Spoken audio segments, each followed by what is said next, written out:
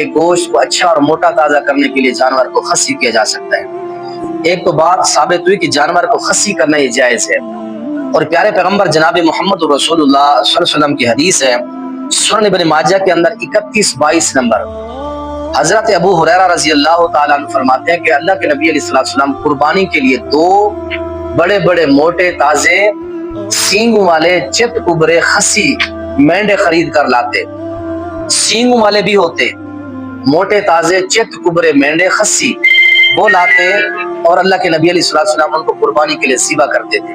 تو معلوم ہوا کہ جانور کو خصی بھی کیا جا سکتا ہے، اور خصی جانور کی قربانی بھی جائز ہے۔ اور جو لوگ جانوروں کے سینگ اکھاڑ دیتے ہیں، پھینک دیتے ہیں، کاٹ دیتے ہیں، ان لوگوں کی قربانی نہیں ہوتی۔